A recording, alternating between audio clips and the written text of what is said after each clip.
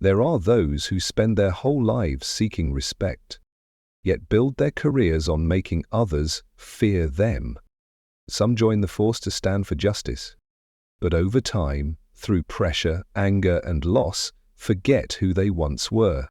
And sometimes just one moment, a glance, a word, a handshake, is enough to change a life forever. This is the story of a police officer, a woman who believed she was doing the right thing, until she realized that the man she had just arrested was the very legend who once taught her compassion and duty, back when she was still a rookie.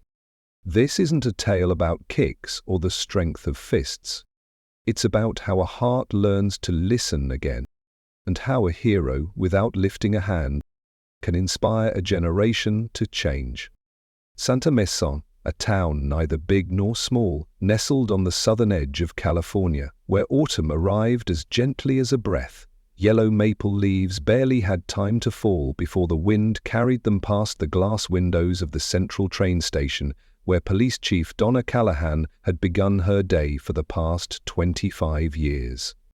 Donna sat in her patrol SUV parked on 6th Street near the town park. A Starbucks cup sat cold on the console, her notebook was open to a blank page, and the radio droned on with the morning traffic report, looping like a dull chorus. She no longer heard anything clearly. At 48, with neatly cropped dark hair and a stern gaze, Donna didn't need anyone to remind her what to do. She'd been doing this job long enough to know, if something looks out of place, it usually means there's a problem. And then she saw him. An old moss-grey pickup truck, dust-covered, parked quietly near the park fence. No clear license plate, the door slightly ajar, a figure inside, hat on, hands limp on the steering wheel. Donna squinted. No one ever parked there. That spot had been marked no parking since 2003, partly because it was near the children's playground, partly because someone had once died in a drug overdose inside a car there.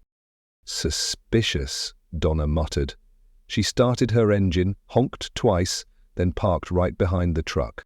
The man didn't move. Donna stepped out, her tactical boots crunching loudly on the dry leaves. Her right hand instinctively rested on her holster. As she got closer, she saw clearly. An old man. Disheveled silver hair, beard covering half his face, eyes half shut as if asleep or meditating. "Sir," Donna called out, "you can't park here." He didn't open his eyes. But he responded, his voice hoarse, calm. "I'm just resting for a bit. Not hurting anyone." Donna slowly took out her citation book. "License and registration, please." The man slowly turned toward her. She caught his gaze. Deep, calm, neither afraid nor arrogant. She had seen eyes like that before. Somewhere, but couldn't remember where. "Are you sure you want to see it?" he asked. "It's not about what I want," Donna said. "It's the law." He sighed and nodded. He opened the glove compartment and pulled out an old leather wallet. She took it, flipped it open. Name, Carlos Ray Norris. Photo matched, born in 1940. She frowned. Papers were valid, but something still felt off. Like he was acting? Hiding something? "I need to check the trunk." "There's nothing dangerous there," he said, "just personal belongings." "That's exactly why I need to check." He shrugged. But before he could get up, Donna grabbed his wrist, turned him around. With her other hand, she pulled handcuffs from her belt and clicked one firmly onto his wrist. "What are you doing?" he asked, calmly but clearly.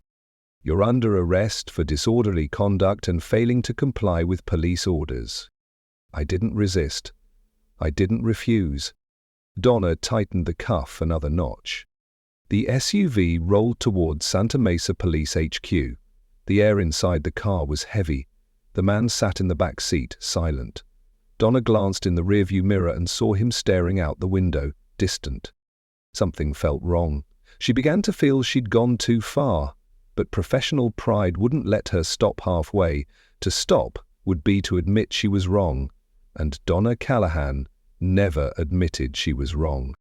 At the station, the man was logged as Carlos R. Norris. No one recognized him. Young officers snickered. Just some drifter cowboy, looks like a retired actor. One joked, half seriously, looks a lot like Chuck Norris. The next morning, in the town courthouse, Donna escorted the man down hallway 3 under the cold fluorescent lights. He still said nothing. Hands cuffed in front, walking steadily. Not like a criminal at all. In the courtroom, people began to notice. An old lady took out her phone for a photo. A young man whispered, "Mum, he looks like the guy from Walker, Texas Ranger."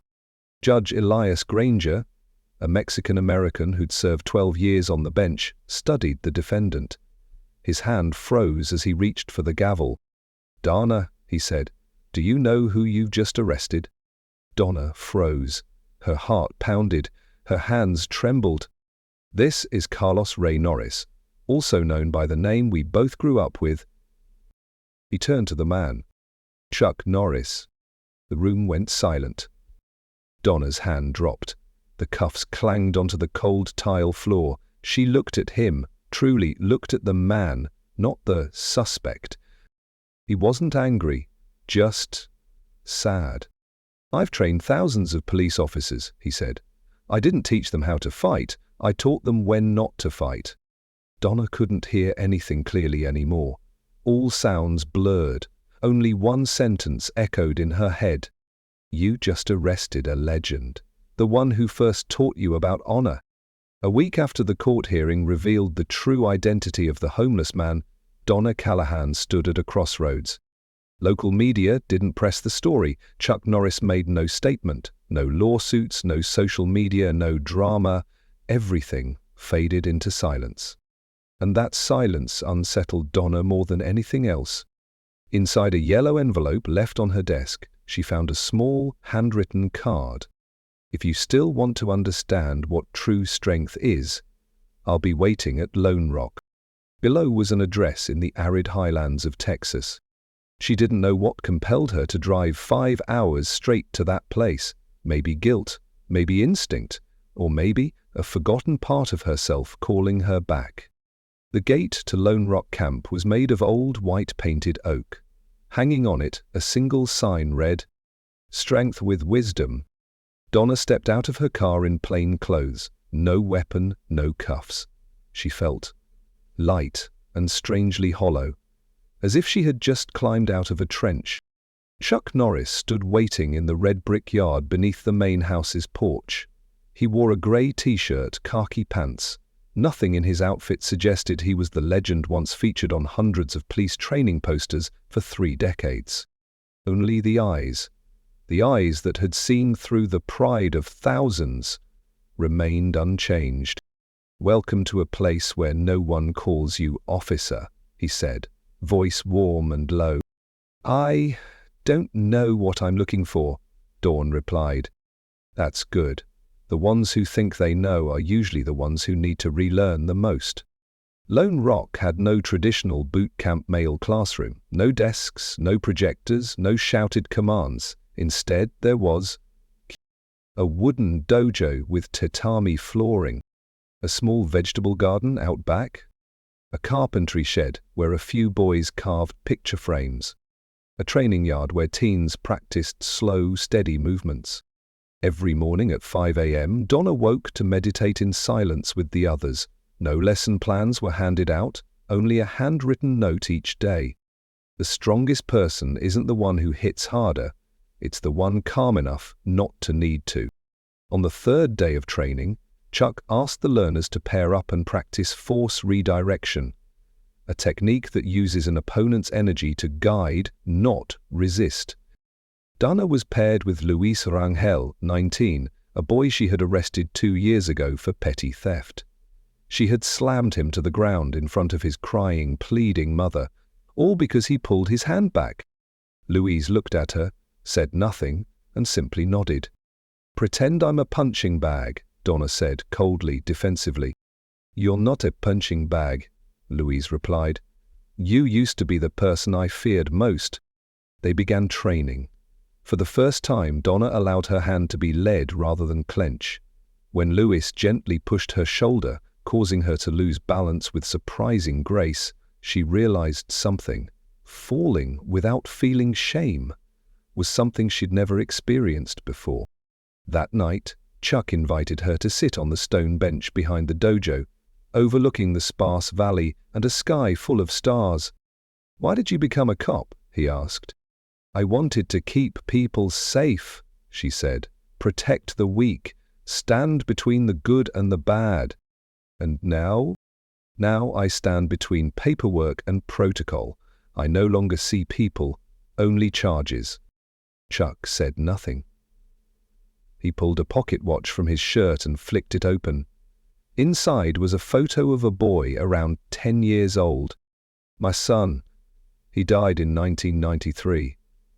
They beat him for not giving up his sneakers." Donna choked up. "And sorry. No need. I don't share this for pity. I share it so you understand. I was once very angry. At everything. Even myself." "How did you overcome it?" Chuck looked to the stars. "By teaching others not to become who I was back then." On the 7th day at the camp, Donna was assigned to lead a session for kids aged 13-16. The lesson: maintaining balance during conflict. She hesitated. "What's your name?" she asked a boy. "Tristan. You arrested me at the park because I hit another kid." Donna stood still. "I used to be afraid of you," Tristan said, "but now you seem different." He opened his arms, gently. Donna didn't know what to do, and then she hugged him. An awkward hug, but real. It was the first hug she had given anyone in over 20 years. On the final evening, all the students and Chuck gathered around the campfire. No one talked about jobs. They shared stories about family, childhood, and what they wanted to change about themselves. Donna stood up holding a mug of herbal tea. "I used to think I was strong, but really I was just faster than others at striking first. I wasn't strong. I was afraid of being weak." She turned toward Chuck. "Thank you for not using your fists to teach me a lesson. Thank you for using your eyes. When a badge becomes a heart." Monday morning, Donna Callahan returned to Santa Mesa Police HQ. The parking lot was as full as ever. The nameplate Captain D. Callahan still sat quietly on her office door. But something in the air had changed. She walked in.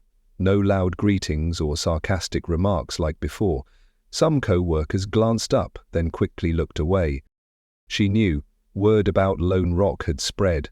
Some admired her, some mocked, some said nothing. But for the first time in years, Donna felt no need to explain or defend herself. At noon, dispatch got a call. 2 male students were fighting at Roosevelt High School. She took the call.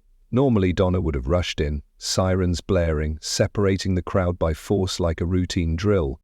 But this time she parked a block away, turned off the siren, turned off the lights, and stepped out, like a mother searching for her lost child.